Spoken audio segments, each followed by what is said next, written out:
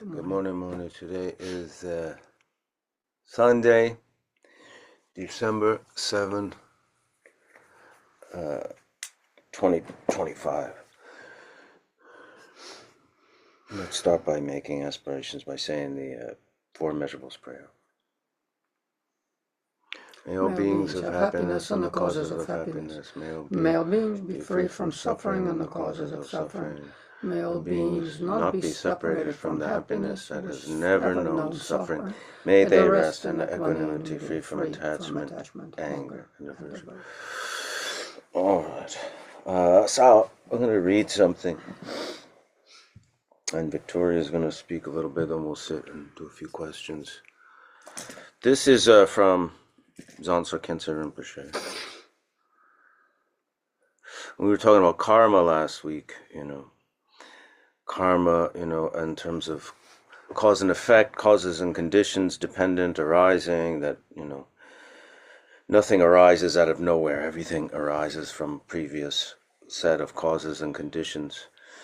And whatever arises then causes further causes and conditions. So he's talking about prayer here, which can often be dismissed as like a superstition or like a wish or like just some kind of, fairy tale kind of thing. But when you look at prayer in terms of karma, I think it becomes very much more practical, scientific even.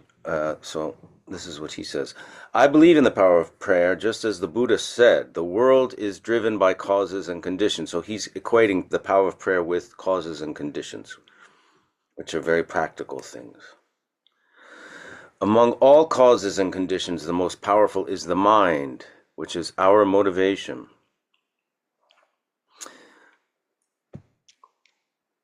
The world is driven by causes and conditions. This refers to dependent arising. Nothing happens by itself. Everything arises because many causes and conditions come together.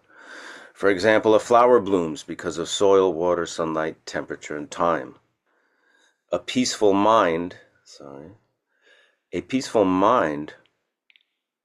arises because of meditation, compassion, discipline, and understanding. Nothing is independent. I believe in the power of prayer. In Buddhism, prayer is not magic. It works because prayer is also a cause. When we pray, we generate a wholesome intention. We open our mind. We connect with our deepest motivation.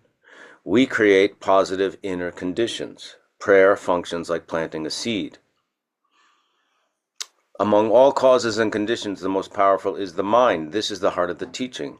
The mind is the main cause behind karma, actions, speech, motivation, results in our life. Even prayer becomes powerful only because of the mind behind it.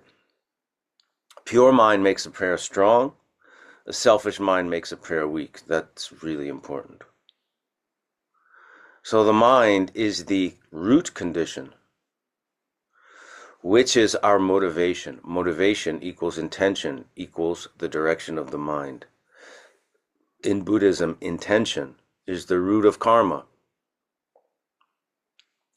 Very important right there. Intention is the root of karma. A compassionate motivation creates vast merit. An angry or greedy or selfish motivation creates suffering. So Rinpoche is saying, prayer is powerful when it comes from a clear, compassionate, and wise motivation, because motivation shapes everything. Everything depends on causes and conditions. Prayer works because it becomes a positive cause. The mind is the strongest cause. Therefore, the quality of our motivation determines the power of prayer. So that's why, Buddhism, you start with this creating intention, altruistic motivation. We use that Four Measurables prayer. It's not just lip service. It's not just a formality. It's not just a ritual. It's setting of intention and, planting a seed in your own mind to connect to this bigger picture, this ultimate reality of interdependence, independent arising. So think of it in terms of karma, your understanding of karma. Let's connect these two things, very important. Truly. I'm just going to read from my notes to move forward a little bit more efficiently. In Buddhism, as you know, we speak about it very often. There are two truths, two levels to seeing reality. Two truths have a foundation in nature. I've been listening to a lot of Tulku Lobsang Rinpoche's teachings, and he, instead of saying reality, truth, he says nature. They're all the same, the different words for the same thing. But the word nature seems to really kind of resonate with a lot of people. So there are two truths, two levels to reality, two natures, conventional nature and absolute nature. They are not separate, of course. It's just one is a deeper look into another. Even in science, we know that the way things appear are not the way things really are. Even science can tell us particles don't have colors, they don't have sounds, etc., etc. So there is a distinction between the conventional reality, this what we perceive through our senses, and a deeper look into that same reality. They're not separate. They're just two ways of looking, one on a more, what we call the conventional level, and then a more profound look, deeper look into the ultimate level. Both of these levels have laws that govern them. Okay, on the ultimate level, we speak about emptiness of inherent existence. We're not going to get into this right now, but conventional reality, what we see, feel, interact with, this world right here, the world of the senses, in which we occupy at this moment, is based on the law of interdependence. There's absolutely nothing in this conventional world that arises independently without causes, outer causes and conditions, such as being born. You need father and mother, you need, right other conditions of the mother to be healthy, etc., etc. I think we all understand what that means. Nothing arises independently. Therefore, this level, conventional reality, the law of it, and we can all perceive it by ourselves. We don't need to go anywhere. We don't need to read, we don't need anyone to tell us. Of course, there are authorities that can initiate our thinking about it, but we need to see for ourselves.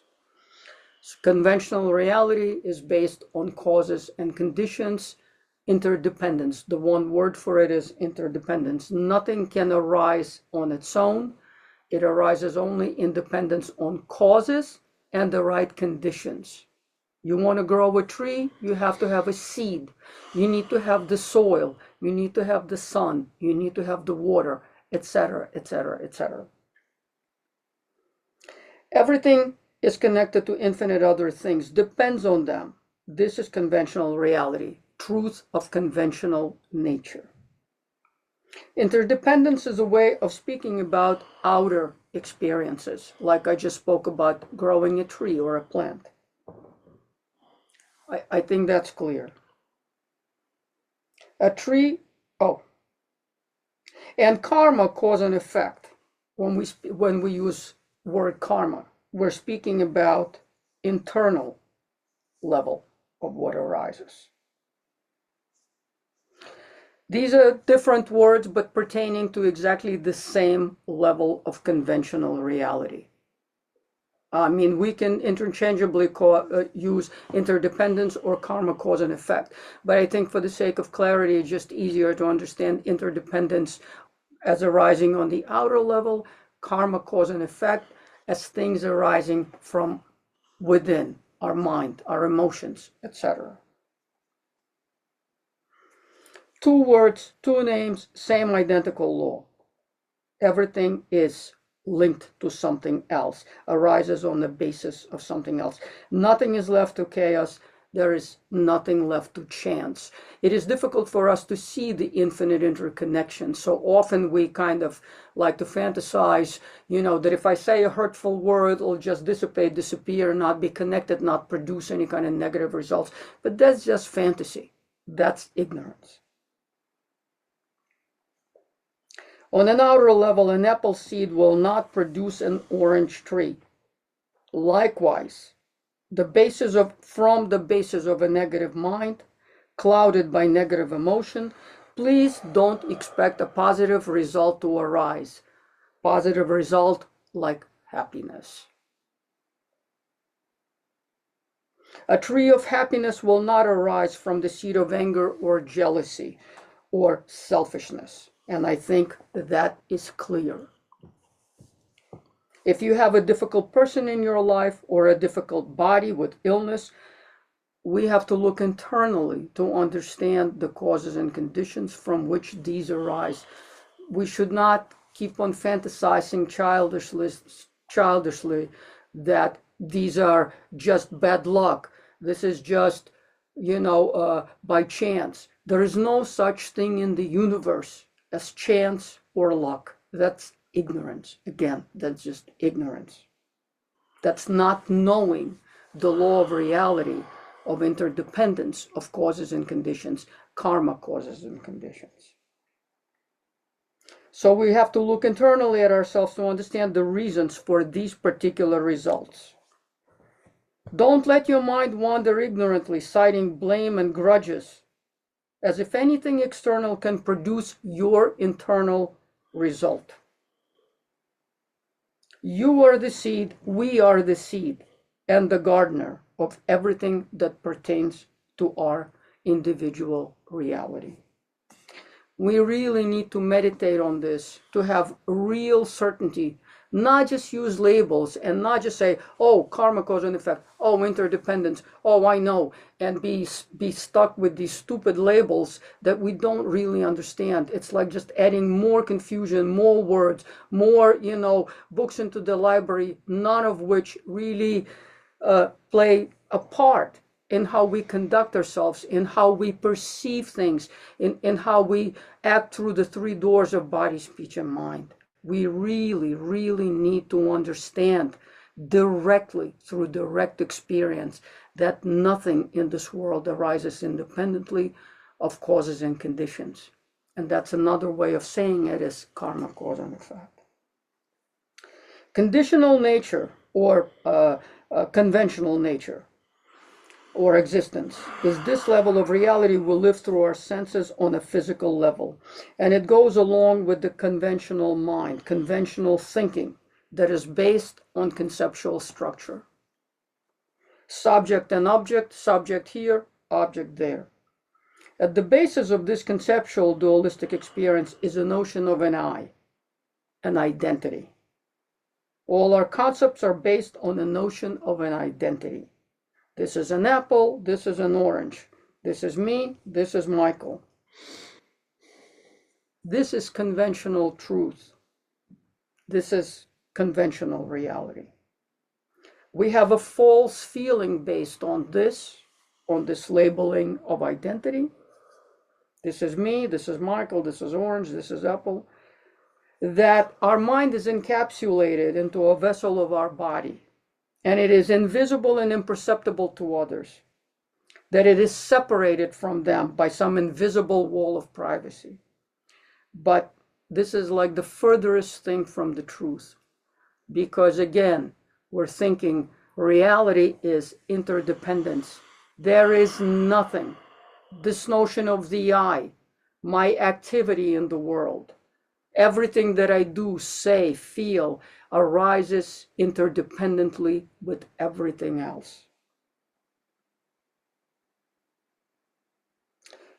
So this independent, hidden kind of a self, contained in some kind of an invisible bottle of self, is just like the furthest thing from the truth of how things really are.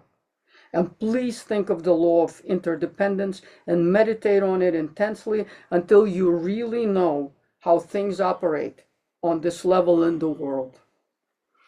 Everything is interconnected and everyone is interconnected. This is the law of conventional reality. This is really how we are.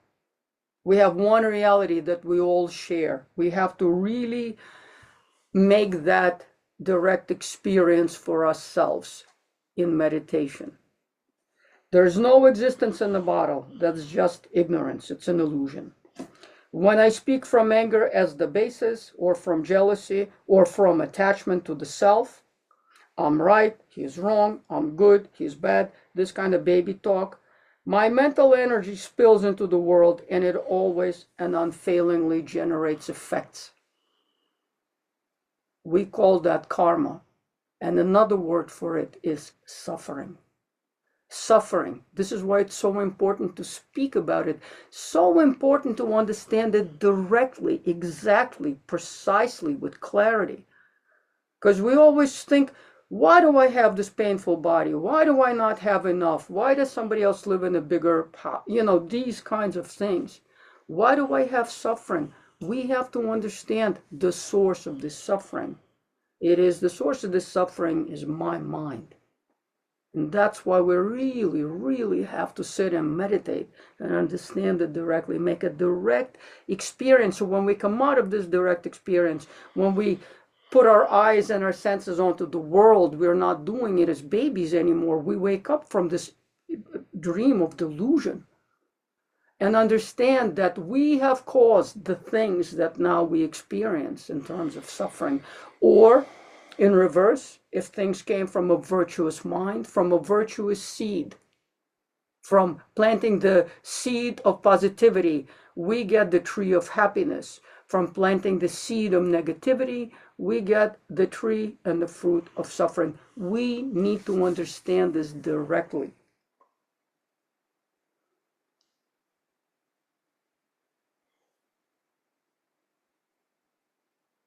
We have to understand that we're like a little wave in the ocean. And if we keep poisoning this ocean through our negative mind, on the basis of which negative speech and negative action arises, we are poisoning the whole ocean where we live and from which we drink, which sustains our life. So there's no reason to go back and ask ourselves, why do I have like a painful existence? Why do I have suffering in this form, and this form, and this form? It all has to do with us. Has to do with our view, with our motivation, and our activity based on that.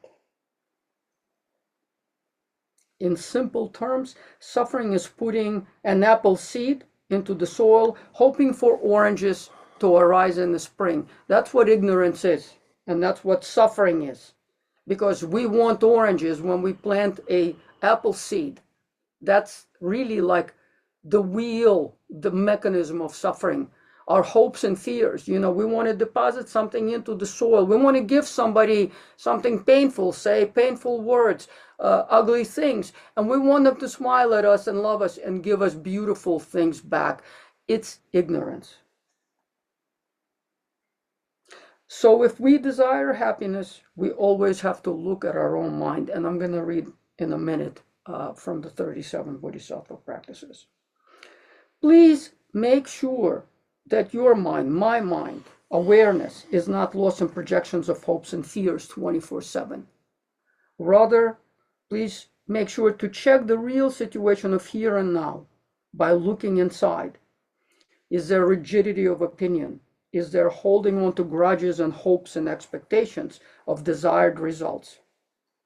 Is there desire to change others, to change the whole world, while remaining exactly the same ignorant person, polluted by afflictive mental states, polluted by afflictive emotions, attachment, anger, dissatisfaction, and wishing for positive results? That's ignorance. And from that ignorance arises the tree of suffering. That's where all the suffering comes from, exactly from this source.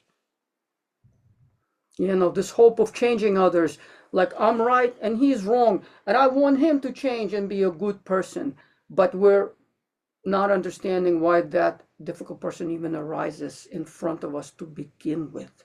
Because we are a part of that dance. We are a part of that formula of arising together. We never arise separately. We have to really make that direct, clear, true experience, realization that nothing arises on itself. The difficult person doesn't spring out of the ground by itself. That's delusion. That difficult person springs up together with us in our company, in our presence, because causes and conditions have been laid into the ground for this situation to spring up.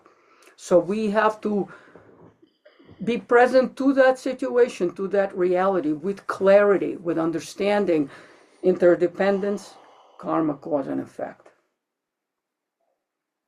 We want all the happiness, all the kindness from ourselves, from others, but we give anger and expectations and desire in return. If we want happiness, we must change ignorance for wisdom. We have to understand the law of conventional reality. We have to change ourselves.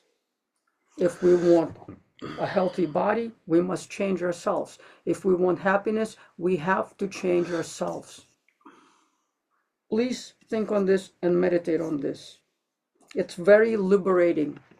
It's true liberation when we know directly for ourselves, not being told, not holding on to some conceptual, conventional, labeling system, but for ourselves. We have to know, because if we arise out of meditation and we enter the world with true understanding of how things operate, it is said actually that when we make direct realization of karma, cause and effect, of law of interdependence, that from that source, compassion springs naturally, bodhicitta springs naturally, love springs naturally. If we understand our completely integrated being together all the time, we will withhold from putting the poison into the person next to us. We will withhold from taking from somebody else, blaming them, doing negative things.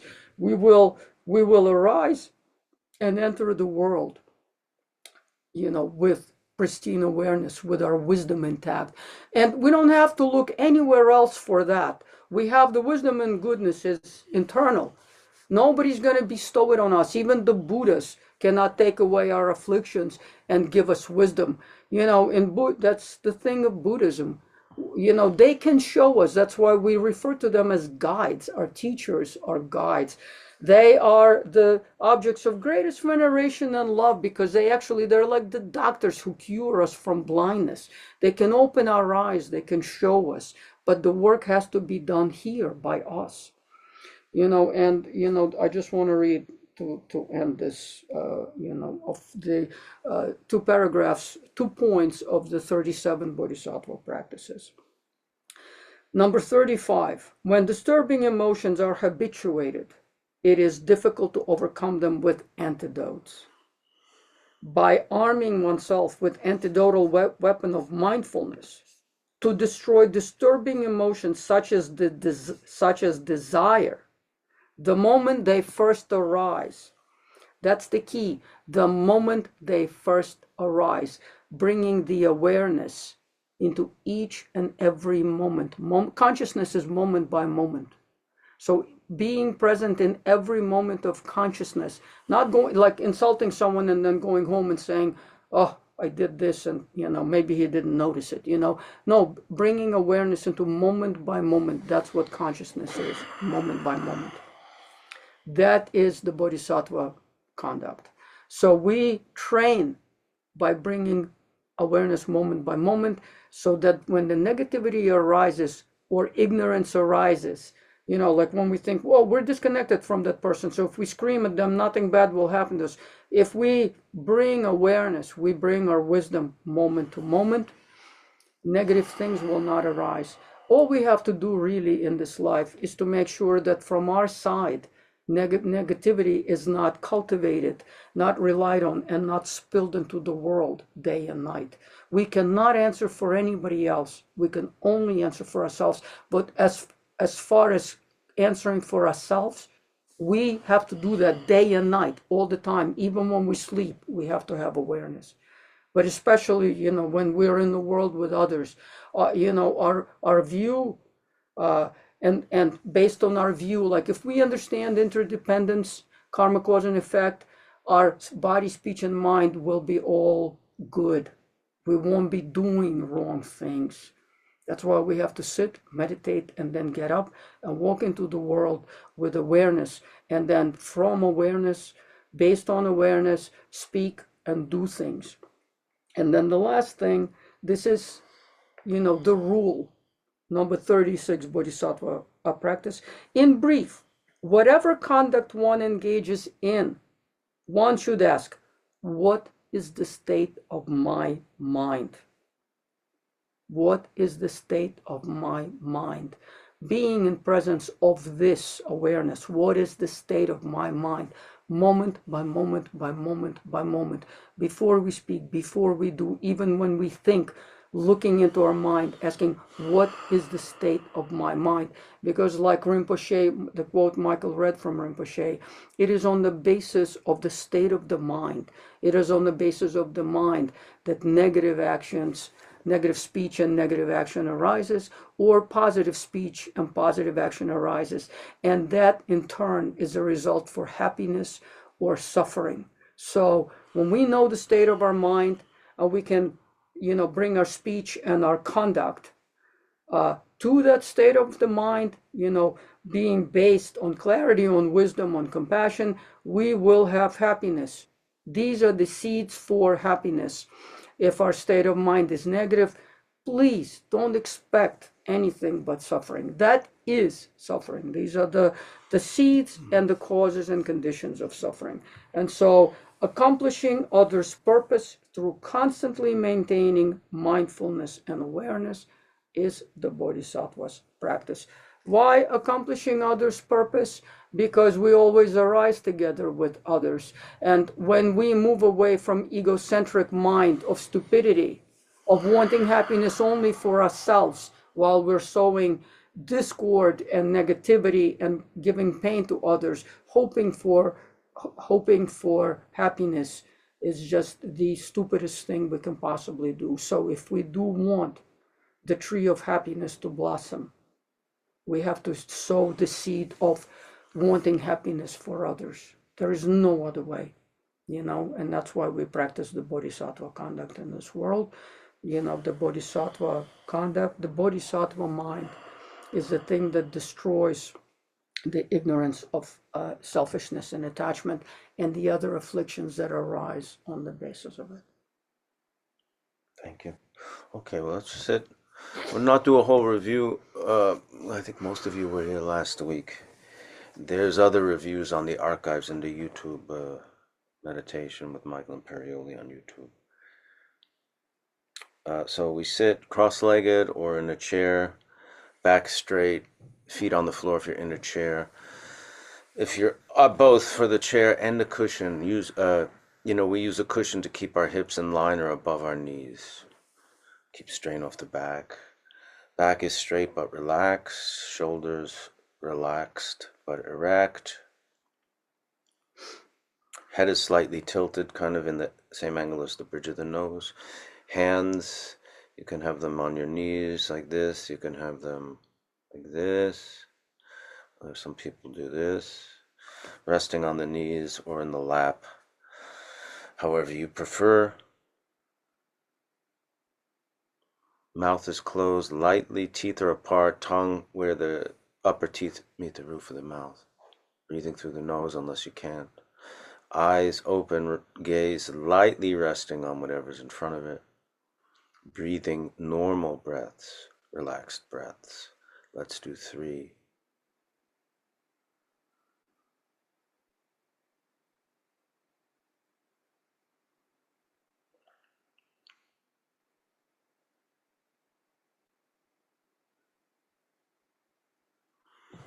Let's continue. And remember, the point of the practice is to work with our mind. Look at what our mind is doing. Look at the thoughts that arise. and watch them dissolve. Become aware of our thoughts and go back to the breath, that space where the breath moves in and out, where the nostrils and meet the upper lip.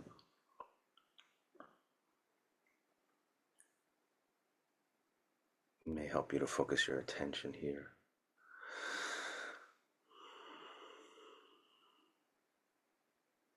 Or it may help just to focus your attention on the mind as this, visualizing this limitless, stainless, clear blue sky.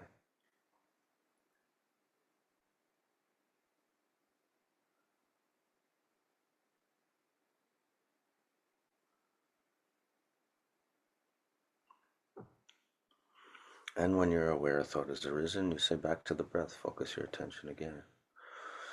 Or watch the thought as it has arisen in the mind, similarly to a cloud that has arisen in this stainless, limitless, infinite blue sky, and watch it dissolve and rest in that openness.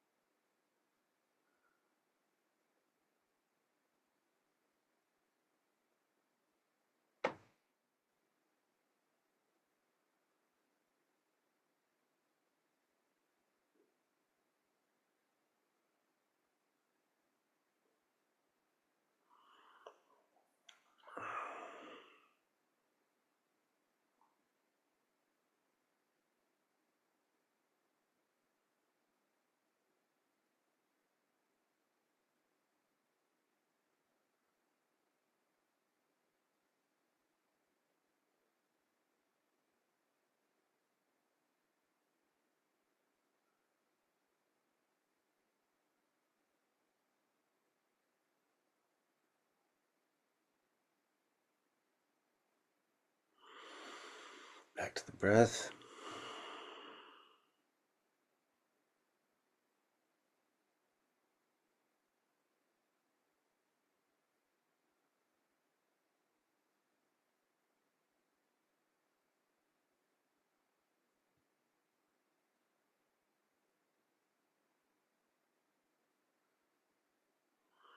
You may find by the time you're aware of a thought has arisen, you had many thoughts in a row.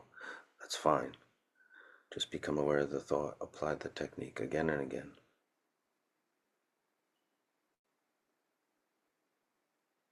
Don't judge the thought, bad or good. Don't push it away. Recognize it.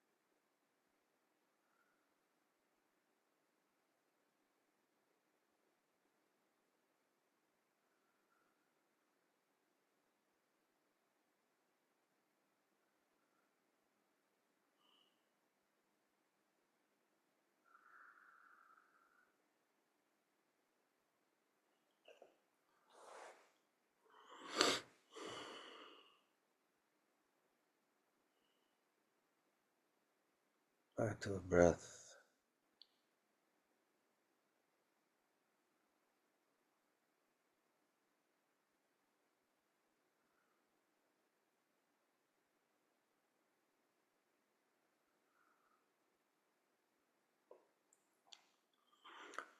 You recognize the fact that you're thinking, a thought has arisen, watch it dissolve like a cloud, dissolving back into the limitless clear blue sky from where it came, and then settle in that openness again.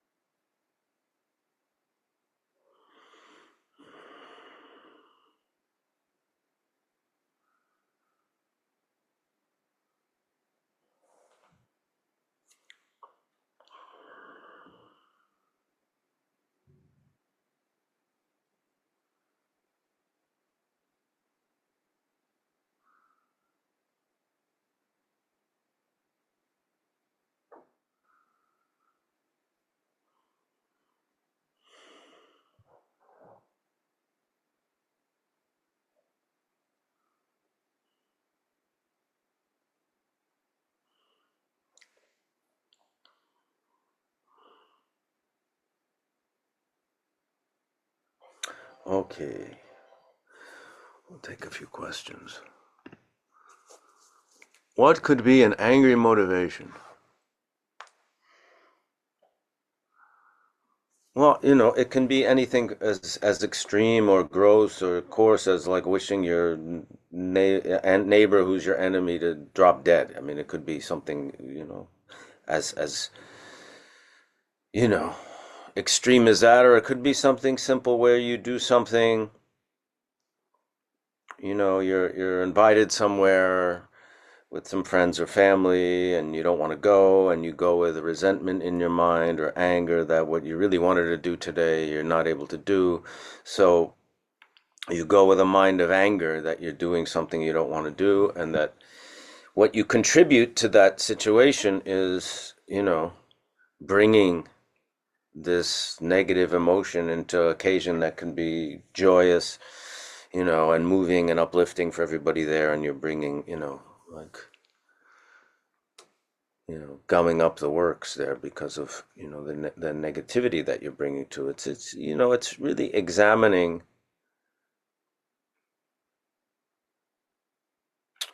this practice, meditation, being mindful and being aware of what's going on in our mind.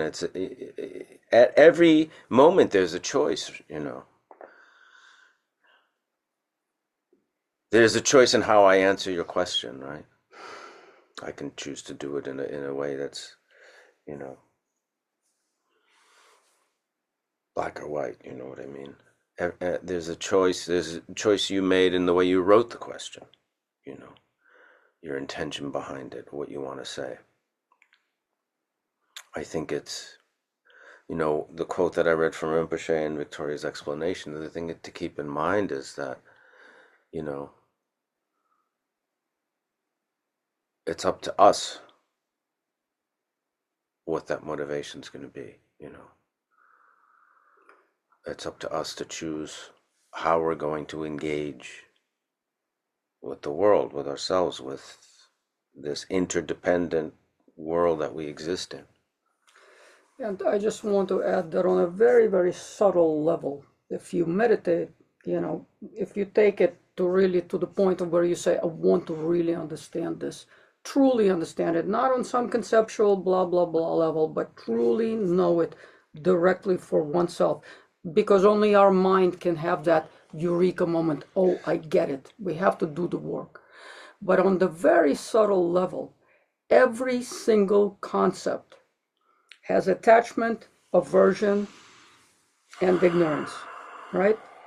No matter what we look in this world, no matter what we look at, hear, experience, touch, taste, experience, there is that subtle level of our comportment toward it. And on a conventional level, that comportment always takes place within three modalities, three flavors. We either want it, we like it. I say, this red flower. I can say, I like this red flower silently without even really explicitly saying to myself. Or I say, no, I don't like this red flower.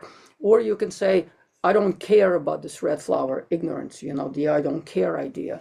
But on a subtle level, if you really deeply look, there's no concept will arise or perception will arise in our experience where one of these three, what I consider the core poisons, attachment, I like this, anger, I don't like this, ignorance, I don't care, or I don't know, I'm not interested, the fog, every single concept, every single experience will have one of these three ways through which we will process absolutely everything. There is just no getting away from it. So if we don't bring the light of awareness, if we say to ourselves, oh, I don't know, I don't have this and I don't have this, and my mind is so it's just like desiring to remain in basic fog of ignorance all the time. When we meditate, we can see very, very clearly that there is no other way that we can comport ourselves in the world toward anything at all without the subtle clause of one of these three things. And sometimes we have both. Sometimes we want the thing and we hate it at the same time, like in addiction. And then we have that ignorant part of the mind that doesn't want to deal with it. It's, you will find those things for yourself the moment you'll shed the light of the mind onto anything. Take any object and you can see all these things at play. So, that's what awareness is. Not on this gross level of labeling things, of linguistic things, of, things that we manipulate in the world, but for yourself. We can only check it alone for yourself. But every single object that will appear in your mind, object, thing, person, anything, will always have either multiplicity of these comportments tied together into a bundle, or at least one of them that's stronger than the others. The people are asking about books on the Solidago Productions website. There's lists of teachers and books, teachers that you could look up on the internet and YouTube and stuff. Isn't chasing happiness just another source of suffering and attachment? It's not about chasing. It's about knowing. It's about knowing that when I open my mouth and I say this rather than that, if I do this through my actions of body rather than that these outcomes are to be certain. You know, in the physical world, an apple seed never makes a mistake of becoming an orange tree in the spring, right? And things in physical nature don't do that. We do that because we lie to ourselves. You know, of course, it's not about chasing. That's what I was saying before. Let's not have our mind be caught up in hopes and fears, but be present here, right now, in knowing what I say, what I do right in this instance is what will create certain kinds of outcomes. That's what awareness is. It's just being present, because you know the past is gone and we can't touch it. Future doesn't exist and it's just it's an illusion. It's a dream. But here now is where everything happens, right in the instance. So it's not chasing anything. Of course not. It's about knowing what is happening right here, right in this instance. But because when we talk about mind, we talk about mind in instances continuously. Mind is something that's perceived in terms of time, right? Like in this instance, the mind usually is in three places, right? It's either thinking and fantasizing about the past, I would have, I should have done like this, or in the future, I'd like this, I want this, I desire this. And so very often we're not grounded in the present. It's the one place we always avoid. And that's what ignorance really means, is not being here, not knowing what we are doing. Like, are we wasting time thinking about things we can't change from the past, fantasizing about the future, avoiding the present? Awareness, mindfulness, those, the 35 and 36 bodhisattva practices, that is being grounded right here, where the source of my karma is initiating in this moment, right here, right now. Knowing what is happening right here, right now, is what we need to be engaging in, not fantasizing. Of course, we make aspirations, we make prayers, we sow seeds for the future by present activity. I think exactly what she said applies to the question about someone asked about process using awareness in your everyday life. How do we avoid being overly observant and taking us out of being present? We're not going to be overly observing. I mean, let's not get caught up, as I said, in hopes and fears and labels. Okay, when we analyze things, if we really understand karma, cause and effect, we know on the spot. We don't have to create like this long, laborious analysis and add more concepts and belabor and get caught up and thrown out of reality. We know instinctually, spontaneously, that how we say it, what we do right now will bring about these causes and conditions, because it's like a magnet that will attract those kinds of things. An apple seed knows it's going to be an apple tree spontaneously, doesn't need to analyze.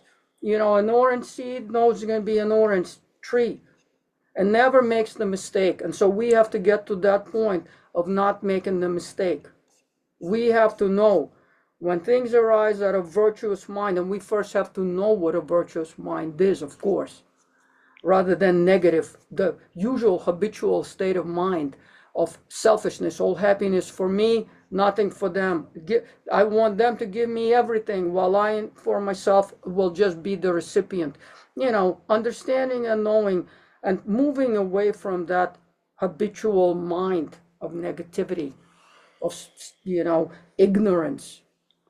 And that's when we start to move away from that into like a mind that has luminosity, that knows on the spot, my actions of body, speech, and mind are right. And that, of course, we have to get to that place in our meditation directly, not conceptually, not this and that, not, we hear and ponder, and then we have to take it into meditation, because we have to know directly. We have to know directly whether my body, speech, and mind are okay in this instance, directly. We have to get to that point by learning about it with the only tool that there is in this world. It's not a microscope, it's our mind. Only our mind can know and be present in the very, in the instance of the now. and know if it's virtuous or unvirtuous, if it's gonna give us happiness or gonna give us suffering, And it's always a mind without attachment, without self-agenda.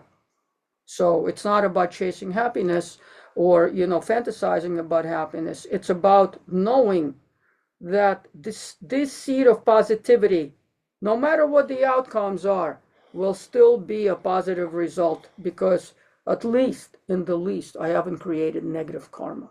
So, our happiness is not based in what the others say and do and how they see us. It's about us knowing, being secure, being directly knowing, aware of what we do right now, what we say, how we act. I understand what I have to do for myself, but it's draining when those around us don't practice the same thing. We have no recourse. I know we can't change people, but it's difficult. It's difficult, but that is it. That's reality. This is like, we do not change others. And that's why we have our teachers, people who have,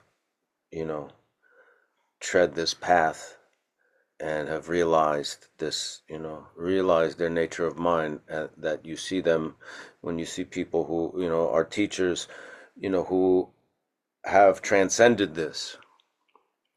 They know they can't change people either. People are going to have their own karma and their own energy, but they've, developed that awareness, and they've gotten, been able to realize their nature, their mind, and their Buddha nature, to the point where those things, those outer disturbances are, rendered neutral, and the opposite are able to, to benefit beings that don't practice those things. But that's, that's a result of having, tread the exact path that we're exploring and talking about it. And just understanding what you have to do for yourself is not enough. It's practicing, and it's continual practice, and it's the unfolding of how our mind works, and and discovering how that, where our faults are and where our pitfalls are, and how cause and effect works, from our own point of view. Sorry, I thought you were finished. No. Until it becomes natural, we have to keep doing this work. Because at one point we habituated this selfish, stupid mind, everything for me, nothing for them. I'm going to say bad things to them. I want them to, caress and, compliment me. We have to get out of that stupid mind. And we have to habituate the right kind of mind. And like Michael said very astutely, our teachers take us with all of our faults, with all of our selfishness, with all happiness for me, nothing for others deal. They take us with that diseased mind, like doctors do, and work on us endlessly to make us better by giving us tools. But again, even they cannot change us. They can give us tools. They can give us the medicine, but we have to do it ourselves. And it is difficult. I'm not saying it is, but it's difficult if you don't practice. It's even more difficult if you don't practice. Yeah. Right? So it's difficult, period. That's why there is a path, and that's why, if everything was simple, we wouldn't need to practice. We wouldn't need a path. And by teachers, we don't mean like Victorian. We're talking about like Garchen the lamas, who have devoted their lives to this, cultivation of mindfulness and the teaching of it, and have done extensive retreats, for years, and have taught for years, and are part of an authentic lineage, all those things. A teacher is like a doctor. If if someone needs to perform brain surgery and take out a tumor, we would look for the best of the best, right? The same with the teacher. We look for those kinds of qualities that have already finished and exhausted these faults of attachment, anger, attachment, aversion, and ignorance, and we look for that bodhisattva practicing individual who now exists through bodhicitta of their desires to benefit and make us better. They're not like us. They're absolutely different. A real teacher, you will experience a true difference between our mental state and their mental state. And We all need individuals like that in our lives, and their blessing. I can understand that our current situation is determined by causes and conditions. But some teachers have said that our current lives are determined by karma accrued in our past lives. Not sure that I believe in past lives. How should I work with this? Not some teachers, Buddhist teachers. That's a very fundamental tenet of Buddhism, is that, you know, it may help you to think not so much past lives, but that your consciousness has not ever been created, it won't be destroyed. There's no beginning to your consciousness, and there's no end to it. As if consciousness is a certain energy, vibration, that's, when we talk about interdependence, part of this ultimate reality, right?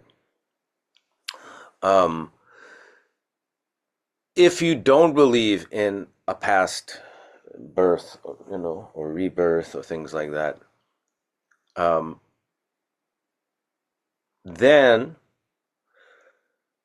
I guess you believe in bad luck, you know what I mean?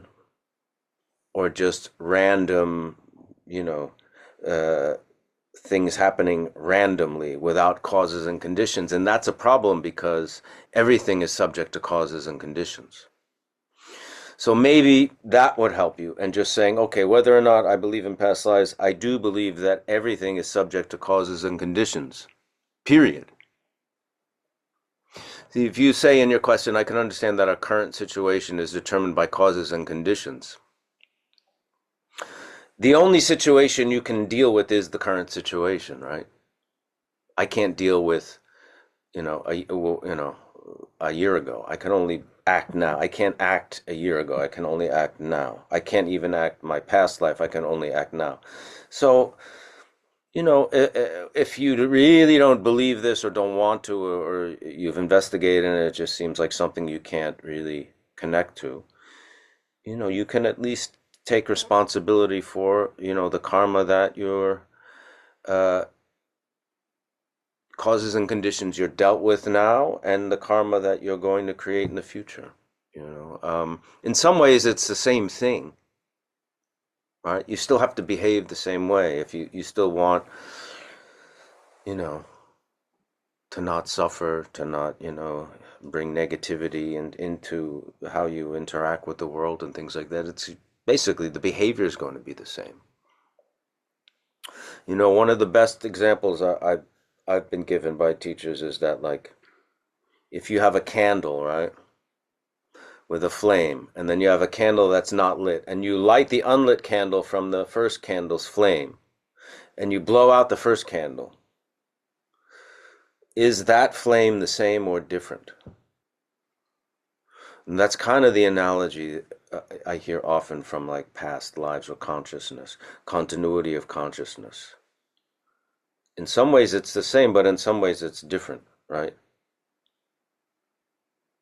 Because in Buddhism, the concept of self is just that concept, not an inherently existing reality. So, rebirth gets complicated when you start to think of it that way.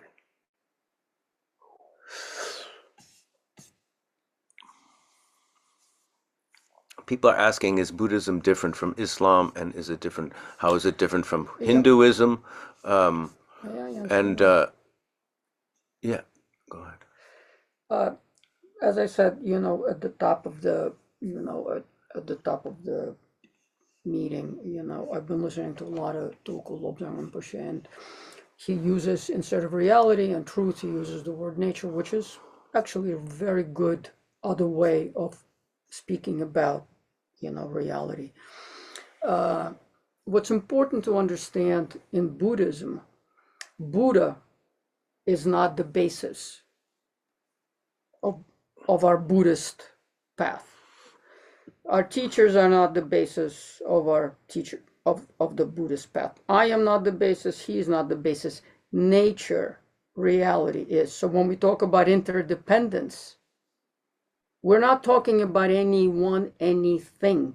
We're not talking doctrinal things. We're not speaking about anything. We're speaking about using our mind to see how things truly operate. It's very scientific. It's direct. Of course, you need to go beyond intellectual understanding, and that's the only tool for that is meditation. Meditation can exceed conceptual level of knowing.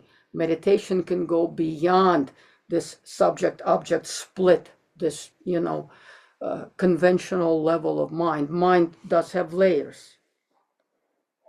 There is a beyond conceptual way of looking and labeling. Conceptual level of mind is very limited. It's good for certain things like making a meal, going shopping, etc., but not reaching reality. So please think of it this way.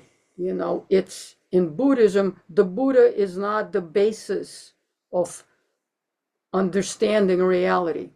He also understood the level of reality, and he pointed it out. He pointed at it directly. He said, sit in meditation, look at it directly, experience for yourself, change yourself.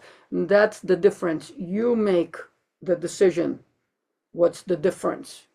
For me, the difference is looking directly. Each one of us has to make the work, has to take the time, has to habituate looking at reality directly. This law of interdependent connection of karma, cause, and effect, it's infallible. There's no one in this world. I mean, people can argue on an intellectual level for the sake because they feel like arguing about blah, blah, blah, labeling things with another way. But if you really, really look, you sit, go beyond, an intellectual kind of, play, and you really look, who can say there is not causes and conditions for everything to arise in this world? Who can say, point to anything that arises independently of causes and conditions? So this is the basis of Buddhism. This is just the point I wanted to make. The basis, like Tulku Lobsang Rinpoche says, the basis of Buddhism is nature. It's not a book, not a person, not an anything. Yes, of course, the history of Buddhism, starting with our historical Buddha Shakyamuni, who saw this two levels of truth, the ultimate and conventional truth that we're talking about right now. He saw it and he pointed it out to the rest of us. That's why he's called the guide. He pointed to it and said, you sit and discover this for yourself. That's the basis of Buddhism. I would argue that it's a very scientific, almost very, it's just looking at reality ourselves with our own mind without accepting or rejecting any kind of view, not following a system, not doing this. And then you could decide for yourself which system you want to follow, but it's important to see reality with our own eyes. Also, Buddhism is not a traditionally theistic religion, right? Buddha is not a god or worshipped as this creator god like in Christianity or I guess Islam, which I'm not very familiar with, and Hinduism, which has many gods. I think I'm not very familiar with it. I know a bit about Christianity, but when we're talking about consciousness and continuity of consciousness, we met a very well-known physicist who has had dialogues with Dalai Lama. Buddha also said, examine my teachings and question them.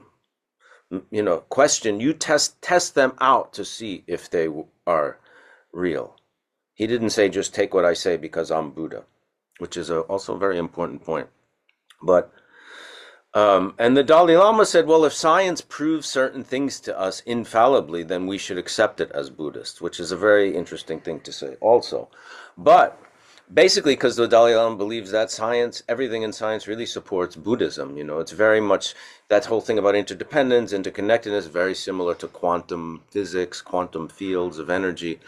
But the physicist said something interesting. He said, ultimately, we as scientists do not know truly what consciousness is. There's schools of thought within science that believes consciousness is a function of the brain and that's it, is born with the brain and dies with the brain. And there's also physicists that believe consciousness is something else and the brain is merely a receptor of it. you know. So that's a way to think about consciousness as a continuity throughout, beginningless and endless, rather than just, thinking about what you were in a past life or what you're going to be. And I think kind of in, usual theistic systems, God is considered the first cause. Now, the thing of the first cause of something that arose of itself or existed of itself and then caused all the other kinds of things, that's a very, you can say it's an apogee of a conceptual mind, but it's part and parcel of a conceptual mind, just as it's a part and parcel of a conceptual mind. What, famous philosopher Kant said that time and space are a priori conditions of perception. Like if we look at perception, there's, we can't experience things without space and time, right? And first cause is also one of these part and parcels of conceptual systems, but it's a concept. It's within the confines of conceptual mind. And, when we ask you to really experience reality for ourselves, we're not asking you to intellectualize and work within the confines of intellectual mind. We're asking you to look at things and see if you can discover anywhere this first cause or something that arose of itself and, caused all the other things in turn. These kinds of things we have to believe a priori, right? Somebody says there's God, first cause, the mover of the universe, and we take it as part of the system that we accept. In Buddhism, we don't have that. We attempt to make our own experience by looking at reality directly. After all, we're here, we have consciousness, we have everything we need, to look at reality. Or we can accept somebody else's version of it, In Buddhism, we're not trained or encouraged to accept any versions. We are encouraged to look directly for ourselves. Make experience for yourself. Direct experience that exceeds conceptual frameworks. There is a level of mind that can see and know beyond concepts. After all, we experience that level of mind all the time. I'm not going to go into it right now, but we do experience it through that mind all the time. Okay, last question of the day. If we didn't get to your questions, you can write Michael Imperioli Meditation 101. Gmail. How do you practice detachment without apathy? In other words, when you understand and practice being fully present and in control of your own mind without desire, fear, and anger, how do you not become a neutral observer of others without attachment? I think you touched on that before about being an observer and how, naturally the compassion and love arises because being in this description that you put forward is an intellectual way of being in the world. The real way of being in the world, when you make and touch upon like a real experience of how everything is interconnected, how we are never ever disconnected. We always arise as this dance of reality along with others. I mean, we're not able to be born on our own. We're not able to be brought up on our own. We always rely on kindness of others, not to be abandoned, to be fed, to be clothed, to be sheltered, etc., etc. The clothes I wear right now is the result of kindness of others. The house I sit in right now is a result. And so understanding that, relating to reality, not just this, I'm not gonna, be affected by my emotions.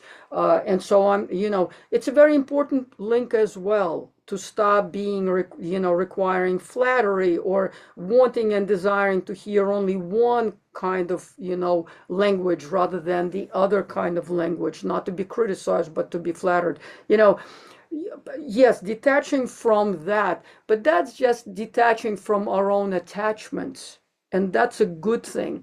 At the same time, understanding interdependence is knowing that we are constantly relying and are surrounded by kindness of others. Just like I said, wearing clothes, eating the food in my fridge, sitting in this room, everything that is here happens as a result of being connected and benefiting from them. That's really understanding interdependence. You know, it's like, it's great if you can get to the point, and of course, great masters do abandon everything and go sit in caves and practice, but they don't abandon understanding how they arose as a result and are here as a result of kindness of others. That never leaves our awareness. Awareness means we're attached to others. That is the law of interdependence. That is an understanding of interdependence. And so when you truly, truly understand it, by like looking at your shirt, by looking at your desk, by, eating a spoon of whatever you're going to eat, and like immediately being attached, being connected to all others. That's understanding of interdependence. And so in gratitude, in clarity, that's interdependence.